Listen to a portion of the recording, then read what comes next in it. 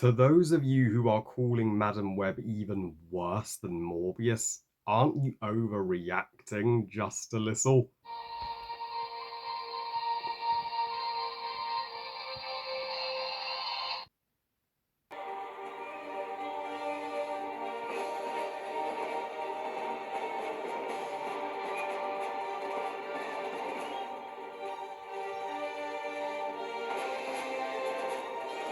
Madam Web, directed by S.J. Clarkson, and is the fourth installment in the Sony villain universe overall, as well as the first superhero movie of 2024. Give me all the backlash you like, guys, but this is one of the few reviews on YouTube that is not going to be a rant on Madam Web.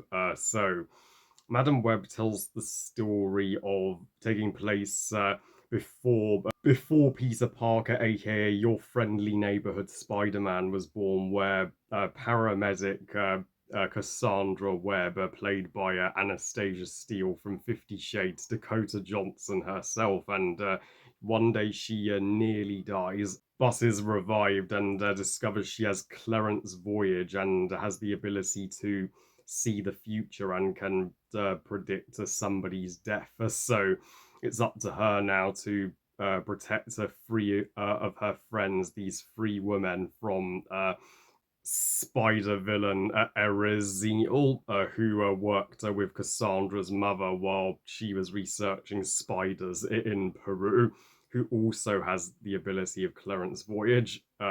Now, happy belated Valentine's Day. Which one of you ladies took your lucky boyfriend to see Madam Web for your romantic date movie on Valentine's Day? I mean, well, at least it beats 50 pieces of shit. Critics have ripped this movie to freaking pieces. My god, they are already labeling it as the worst dumpster fire of 2024 with no salvageable or redeeming qualities. And some are even going as far as calling it the very worst installment in the Sony villain universe. Yes, they think it's even worse than Morbius, which I think is going too far. Madam Web is not a good movie. This is not going to be a positive review. It's just going to be a lackluster by the numbers review, because that's what this movie is. It's just mediocre web. And the definition of a painfully average villainess origin story that's totally disposable, and you'll forget all about the day after you've watched it. But I would happily sit through 10 showings of Madam Web over one tinsy millisecond of Morbius. It is at least minor step up over the previous installment Morbius, but that does not say much at all. And I'm still debating whether I like it more than Venom Let There Be Carnage. It's about on par with Let There Be Carnage, but Venom 2018 is still the crown and jewel of the Sony villain universe for me, and the only one that I have loved. So yeah, and Craven the Hunter looks like shit. I have no hope for that movie.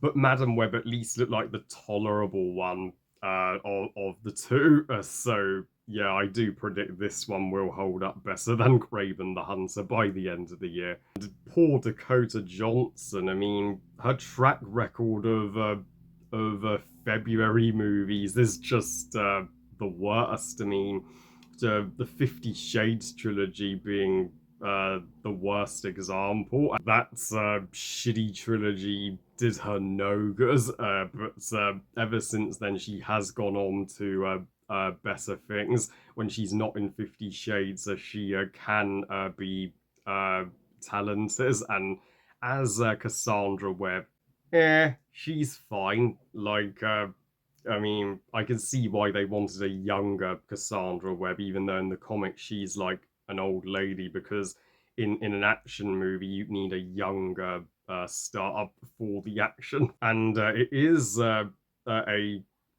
creative decision to have her see the future and to try and prevent the death of her three friends, which she could see coming. One of the most unique uh, action scenes since the body swap in the Marvels, and that is the most entertaining part of this movie, uh, and it's also uh, interesting how we get to see a time in New York City before Parker was born. So there's still no Spider-Man in this movie, but at least uh, it's kind of setting up the birth of Spider-Man, if you will. Like we get to see Peter's mother, Mary Parker, and Ben Parker's sister-in-law, where she's pregnant with Peter, and she's played by Emma Roberts of all people, who I have to say does a decent job for the screen time that she has, and yeah, Emma Roberts does get around, but Madam Web still deserved a far greater origin movie than this. This was from the screenwriters of cinematic disasters like Morbius and the atrocious Gods of Egypt. Like these guys clearly cannot write scripts for shit, and it's clear that Sony studio interference holds this movie back from being good. Yeah, this Sony villain universe needs better people behind it who know what they're doing if they are ever to hope of reaching the heights of the DCU and the MCU. But uh, yeah, and the dialogue here, dialogue from a teen fan fiction.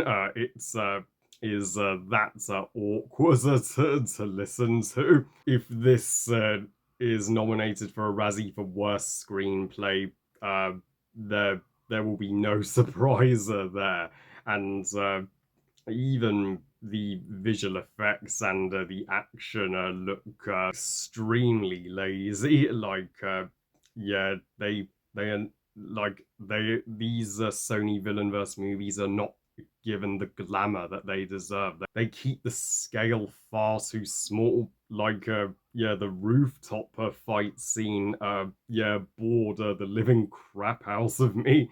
And this movie's not even that long. It's just an hour and 55 minutes, Barbie's runtime, but it feels three times longer than Barbie because because the pacing is pretty meandering. Even the Cassandra's backstory of her mother and Erezin, the villain in Peru, it's not given nearly enough heart or enough focus, and yeah, you don't shed a tear from it. And it comes across as a forced way to connect Cassandra and Erazinzel. And uh, now that you mention Erazinzel, he is a awful villain. His costume is so bad. He's just looks like a rejected Spider-Man model, and his actor is so fucking bad. His actor is has the worst acting in this entire movie. Like, the director should have fired him on day one when they started filming, like, and recasted him on the spot.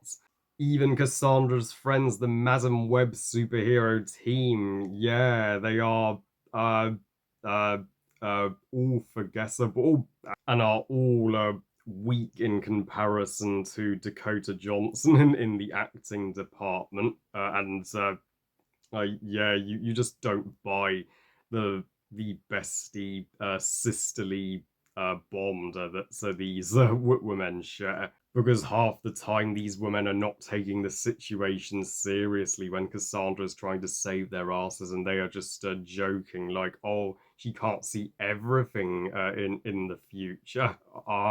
If you want a perfect female-led superhero blockbuster that's released in February, just watch Birds of Prey instead. Birds of Prey shows Madam Web exactly how it's done.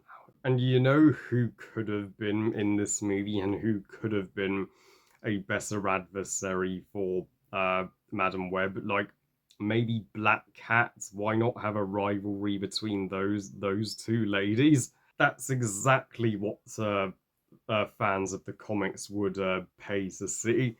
So overall, Madam Web, while not as terrible as the critics are making out, there's still so little I can say about it because it's yeah, it's a nothing villain origin story and still a pretty weak beginning to comic book movies in 2024.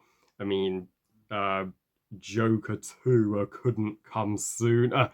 That is gonna be a masterpiece. I give Madam Web 2 stars out of 5. Meh movie. Oh yeah, my expectations for Craven the Hunter are certainly dwindling and dwindling by the minutes. Well, I love you guys. Thank you for watching. I hope you guys enjoyed this review. And what are your thoughts on Madam Web? Is it one of the better or one of the worst Sony Pictures villain-verse movies for you? Please comment and let me know. Please like this video and subscribe. Please follow on Twitter and on Instagram. And I'll see you all next time when I continue the Harry Awards. And I may or may not see Migration. It depends how much time I have. And remember, movies are us. Bye, guys.